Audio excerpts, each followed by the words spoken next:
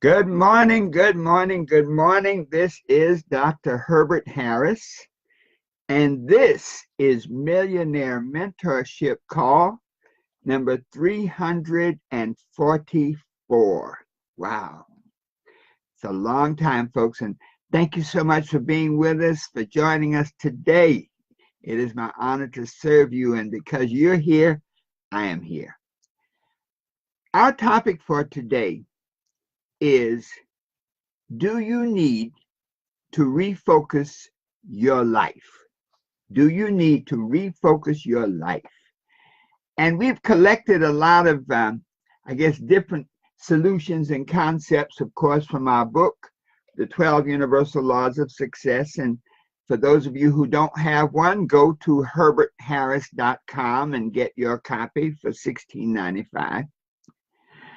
We've collected a number of thoughts together because this topic, do you need to refocus your life, is critical at this point in the year. You know, we're really now in the first portion of the year. We're getting started working on our goals, working on our plans, and getting our actions and priorities together. And there comes a time in which this question of, do you need to refocus, seems to appear. And when I say do you, thank you so much for joining us, Rich and Juna and Aisha. Thank you so much for joining us today. So when we think about, do you need to refocus your life, I guess it's an important point to think of, what is focus in the first place? And really there are two aspects of focus. There's the time aspect and there's the energy aspect. And so focus is not an instantaneous thing. Focus is really energy over time. It's a constant application of your attention and your intention on a particular outcome over a period of time. And so when we talk about focus being a combination of time and energy, it's not just activity, physical energy, but it's spiritual energy, it's psychic energy, all forms of energy operating over a period of time. And one of the basic principles of the universe is whatever you focus on grows. Whatever you focus on grows. And so if you focus on the right things, they will grow. But on the other hand, if you focus on the wrong things, they will grow also. Wow, we have a lot of people joining us today. And as we're doing this program, please share it with your friends and people in your groups. So if we look at, there's a thought that says, the light of the body is in the eye. And the idea of light is your creative energy. Light is the good that you can bring to the world, that your unique gift. Each of us has a gift. And a major part of achieving success is to figure out what your gift is so that you can apply your gift and create the light that can change yourself and change everybody else.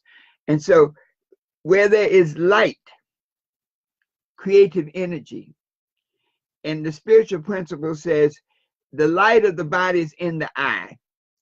If thy eye is single, then thy body is full of light. So if you focus your creative energy on a particular outcome, so if you're a songwriter, if you're a writer, if you're an actor, if you're working on a particular project, if you focus your energy on that project, focus your time and your attention on that project, then the whole body will be full of light. You'll get the results that you're seeking in short order. And let me just qualify that. In short order, you get the results you're seeking based on the intensity of your desire and the harmonic of the particular outcome you're seeking. And what I mean is this: you may be extremely hungry. Everybody in your family is hungry, and you may have this bag of seed corn. And you can plant that seed corn today, but no matter how hungry you are, no matter how much you desire, the seed corn has a cycle of its own. So it will not feed you and your family tomorrow or next week. But in 60 to 90 days, it can take care of you. So when you focus on a particular outcome, your own intensity and energy is in the context of the cycle of the goal itself. And so sometimes we can frustrate ourselves and create a situation where we're focusing on an outcome with an unrealistic expectation of results. So when we think about focus, focus has the ability to bring light to your particular situation, no matter what it is. One of the greats, you might say multi-millionaire, multi-billionaires, Aristotle Onassis. He was a person that started from very humble beginnings and grew to become one of the wealthiest people in the world. And he said this, he said, during our darkest moments, we must focus to see the light. During our darkest moments, we must focus to see the light. And so when we look at our lives right now, if we're not getting the results that we want, sometimes we often ask the question, how do you know that you need to refocus your life? Well, you know it because you feel it. You know it because you may not be getting the results that you desired. When we set our goals this year, and I know that everybody on this call has set their goals and written them down and read them over every day at least 2 or 3 times a day. But in spite of that, when you have set your goals, when you have your action plan, and when you're moving towards that which you seek and desire, and things just aren't working. We've all been there. When you're not getting the results you desired, you're working at it, you're putting forth your energy, you're putting forth your resources, but you're just not getting the results you wanted. Not only that, sometimes you're putting forth your energy and you're not where you thought you would be by this time. Many of us on this line and many of my close friends are network marketers. In other words, network marketing is a business model that you can invest a small amount of capital, but a great amount of energy and system, and achieve incredible results, great wealth, lots of money.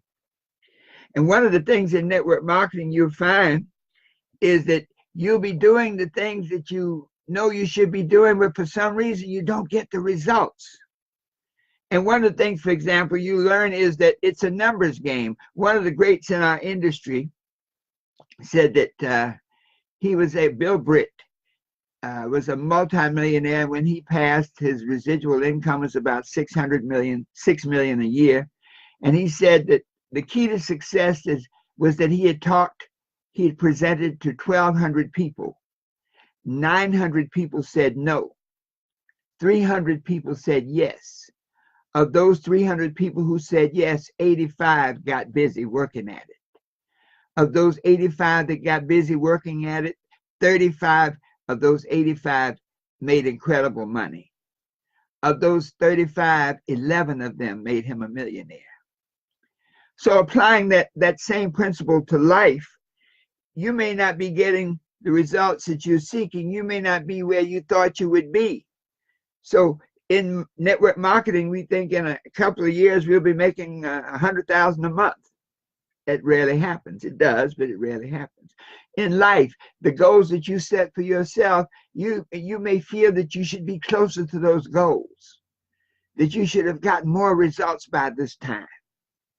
And one of the beauties of the success journey is constant evaluation to monitor your success. Because the journey is going to take place regardless of what you do. We live on the river of time, and our entity, our being, is constantly moving on the river of time. So we can either steer the boat that we are by pursuing our goals and our objectives, or we can let the rivers of time take us wherever the currents desire. And so as we proceed along this year, we constantly evaluate where we are, and we say we're not getting the results. We're not where we thought we would be. sometimes we're just plain disappointed, and you don't even know what it is. You may be unhappy and you're not sure what it is. Many times your inner feeling can express things that you can't yet articulate in your mind. You know, many days you just say, I just don't feel like doing it today. And so all of these are things that are indications that you may need to refocus. This early in the year, you may already be stuck. You know, sometimes you start to do something and you experience a certain behavior pattern, and you do it over and over, and you're not getting the results that you desired, but somehow you begin to feel comfortable in those results, and maybe even think to yourself that that's all there is. You get stuck in a rut of mediocrity. And so all of these things are signals to you that you may need to refocus your life. And so what is this process? How do we go about this? How do we, for example, overcome those past failures? One of the things that takes away from our focus is when we start doing things, when we start moving on towards our goals, and we start failing. Those failures in the present can stimulate harmonic vibrations with failures in the past. And that connection between past failures and present failures can literally explode and create fear and inaction. And so to make this year the year that we want it to be, we have to learn how to move from failure to failure and look at failure as a dress rehearsal for success. Winston Churchill said that success consists of going from failure to failure without your loss of enthusiasm. And so if right now that need to refocus is beginning to manifest, then let's look at what you have to do to create that energy, that vibration again, so that you can change your mindset, so that you can change your vibration, so that you can now proceed toward your goals in a more effective manner. You see, enthusiasm is key. As we said, focus is energy, expectation over time. Through focus, we put the law of expectation to work. And so when you focus on a particular outcome, that means that in your mind, in your spiritual being, you expect that particular outcome to manifest. When you maintain a high level of enthusiasm, and enthusiasm fuels everything. It makes you more, failure can't affect you. Enthusiasm can make you so strong that disappointment won't distract you.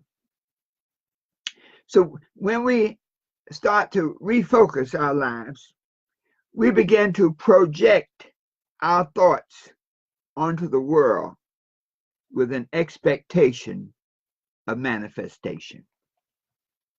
In other words, when we focus, we project our mind, our vision, our goals, that which we say we want, onto the world, and we expect it to manifest. The level of enthusiasm, the level of energy, the level of desire that we impart into our focus increases our magnetic ability to attract into our life that which we're seeking. And so when we do our part, which is to maintain our focus, which is to maintain our activity, the how should not worry us, because the law of attraction, the law of manifestation, and the law of expectation will figure out how to bring you that which you desire. On the other side, when we lose focus, we become magnetic to failure. When we lose focus, we become magnetic to disappointment. When we lose focus, it doesn't just affect us. It affects our whole environment. It affects our family. I was giving a lecture, I was speaking recently, and the question arose, what can I do to change the world? What can I do to change my family? What can I do to impact my environment? And our recommendation was to be an example of the things that you believe, of the things that you teach, of the goals that you're seeking. Be an example to others. And so when you lose focus, you are always an example. When you lose focus, you can impact many other people, because they can look and they can say, well, you know, he tried and he failed. They tried and they failed. Think about the 4-minute mile. For many, many, many years, it was thought that a person could not run a 4-minute mile. And everybody accepted that thought, except Roger Bannister. He decided that he could run a 4-minute mile, and he was willing to put in the time and practice and study, and he did it. And so in our lives, when we finally set out on a goal, set an expectation, even if everyone tells you it's impossible. You know, one of the problems with family is always grounded in who you were, not who you want to be, not who you're going to be. And so many times our family can be so negative about our goals, our dreams, our vision, that negativity can literally stop us in our tracks. And so now at this point of the year, we're at the beginning of the year, the early part of the year, we can make those life adjustments that can change the outcome, so that at the end of this year, we can look back and we said, I did everything I had with what I had to do it with to accomplish the things I set out to do. I achieved outrageous success in every regard in my life. So what are the steps to help us refocus? Number one, to recognize through a reality check. To do a reality check, that if you're not happy, if you're not getting the results that you're getting right now, then do a reality check. Be aware of the truth of your situation. That means you can't make excuses. That means you can't operate from a reactionary level. You know, many times in life, there are things that we don't control. There are things that impact our lives in very profound ways, and we don't control the weather. Sometimes the political systems. There are things that we don't control, but we always control our response to it. Many times people get stuck in a mode of reaction where they keep reacting to what's there. They keep reacting to negative experiences, negative relationships. To get yourself back on focus, to refocus your life, you have to do that reality check to look at things like that. Am I living a life of reaction or proaction? Are my activities responding and reacting to situations that I'm involved with? Or am I creating activities that lead me toward my goal? So number one, that reality check. To be aware of the truth of your situation and to be honest with yourself. If any aspect of where you are depends on someone else, in other words, if it's blame, if it's excuses, if it's denial, you're only digging a deeper hole from which you'll have to climb to achieve your success. When you do that reality check, it may be your thoughts. You may be talking in the path and walking in the grass. You may be talking thoughts of possibility, that I'm going to be a great success, that I'm going to make money, that I'm going to create love in the world. You may be talking it, but you may be walking thoughts of negativity. It's impossible. Nobody's ever done it before. And so your words become hollow. When you do that reality check, you want to look at your emotions. You know, we can be undermining our success by negative emotions. We can be talking positively and looking at that glass as half empty. And so we can spend a life waiting for, as they say, the other shoe to fall and for you to experience negativity and failure. You have to be aware of your habits. When you do that reality check, you may look at some of the habits that you do. Maybe it's a habit of tardiness, a habit of disorganization, a habit of not being prepared. But when you look at these habits now, you say, now I got to change that. It may be your relationships. When you do that reality check, you really have to examine each and every aspect of your life, your thoughts, your emotions, your habits, and most of all, your relationships. Someone once said, if you want to see where you're going to be 5 years from now, look at the average of the 5 people you permit to be close to you. And so that reality check must be profound and exhaustive. Don't get stuck in it now. You know, it's possible to get stuck in the, as they say, the paralysis of analysis. When you get into that, you'll find that you may be just trying to procrastinate and not go for it as you really want to. Number 2, take responsibility for your situation. We say it over and over and over, but this is one of the most profound truths in the universe. If you didn't do it, you can't fix it. If you don't take responsibility for your situation, whatever it is, the thoughts, the emotions, the habits, the people, if you don't take responsibility for the outcomes that you're experiencing, you can't fix it. Once you take responsibility for what is, then you can change it to what you want it to be. You know, many times in relationships, people go from bad relationship to bad relationship, and they say, oh, I keep meeting people who treat me badly. I keep meeting negative people. I keep meeting abusive people. But when you take responsibility, you say, why am I meeting these people? What am I doing to bring these people into my life? You know, they always say, I once represented a pickpocket, and he said he always knew whose pocket to pick because of the way the person moved, the way they carried themselves. Once you take responsibility for your own action, then you can go to number 3. In this refocusing process, you must be perfectly clear about what you do and why you do it. Many times we do things that we don't know why. You know, conditions change, and we may be doing things in the now that were applicable in the past, and yet we keep doing it. And so look at what you're doing and why you're doing it. Maybe you're involved with people in a business opportunity or a relationship situation. And when you say, well, why am I in this relationship? Why am I in this business?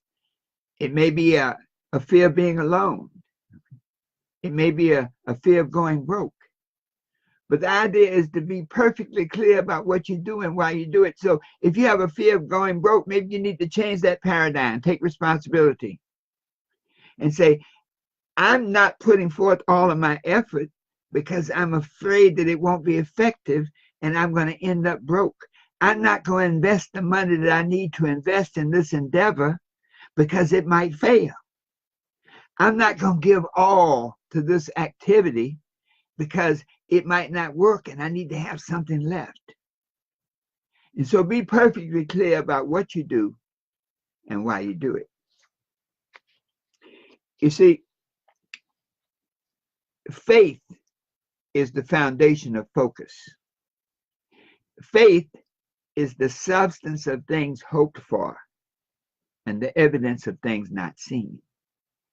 Focus is giving your intention and your attention to those things hoped for, of which there is no evidence in the present experience. Number 4,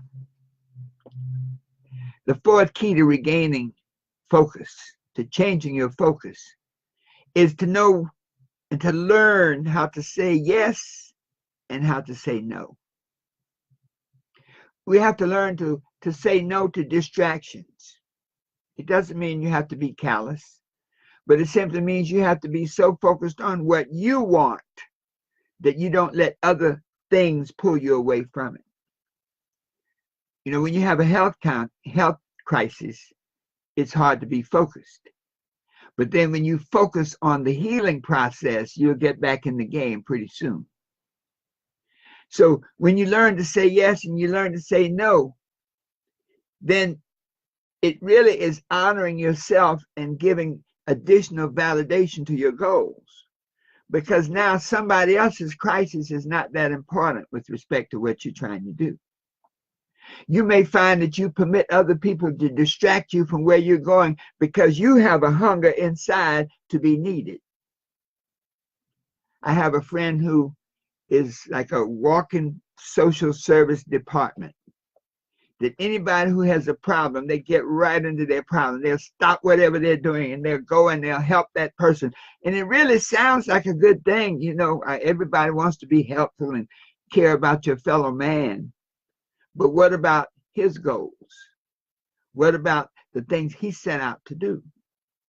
So those distractions that you permit, many times you're really hurting the people who you permit to distract you because you never help them learn to solve their own situation. You have to say no to past failures and don't let them dictate the future. You have to say no to bad relationships, things that don't make you feel good about who you are.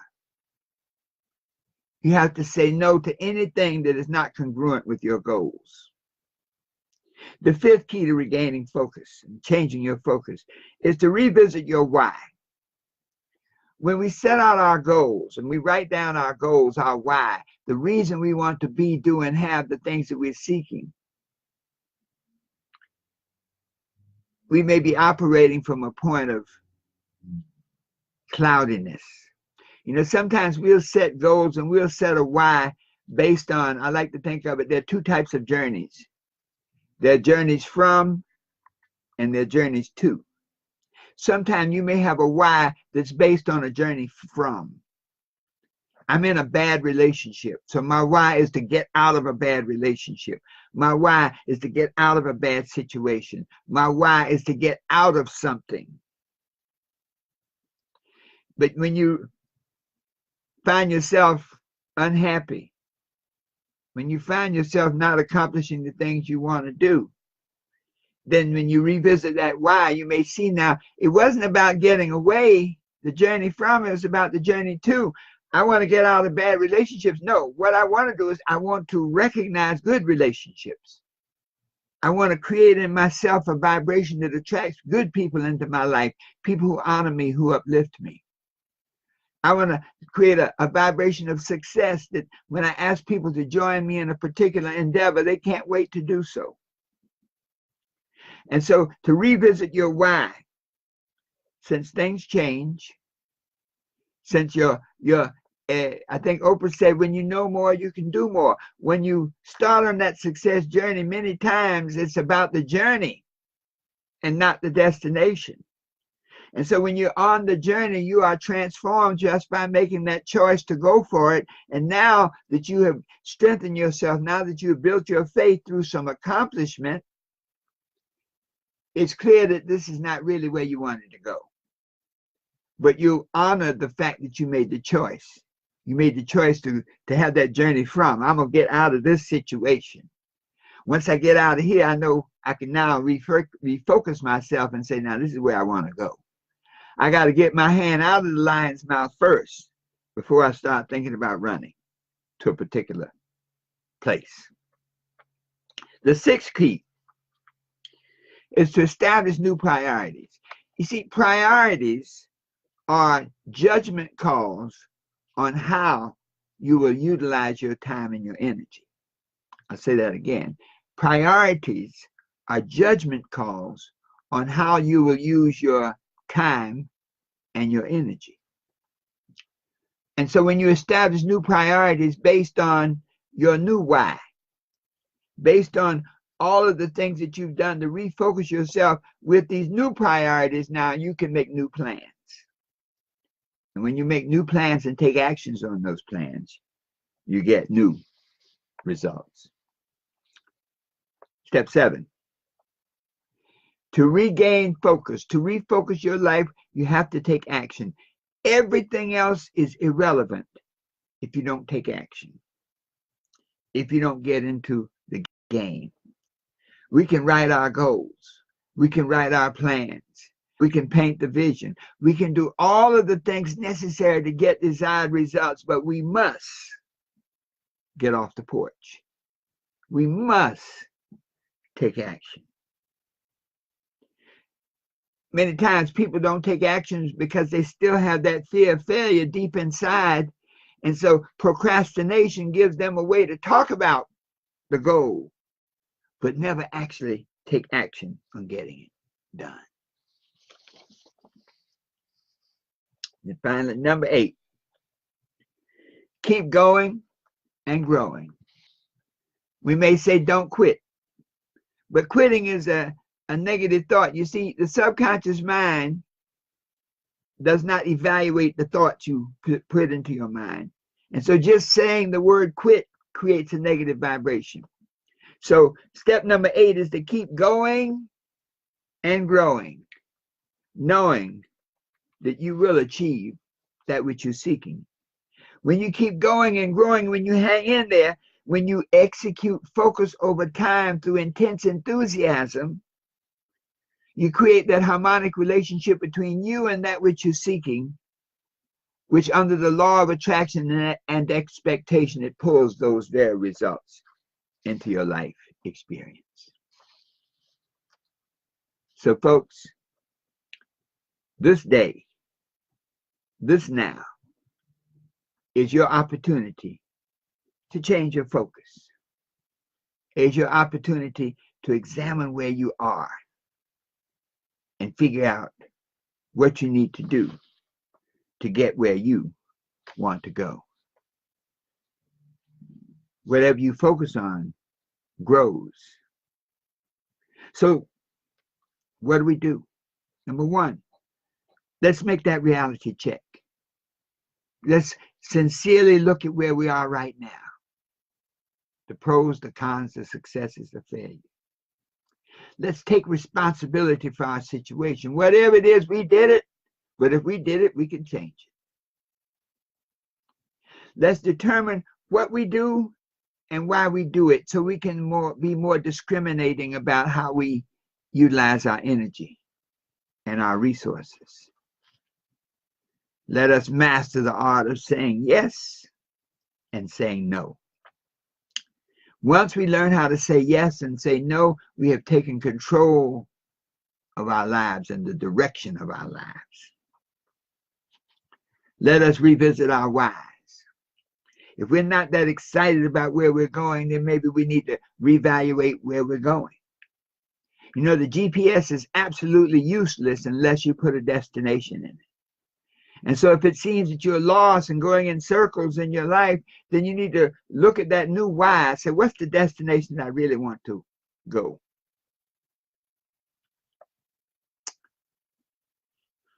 I tell you, folks, once you establish those new priorities, then it's often clear to take action.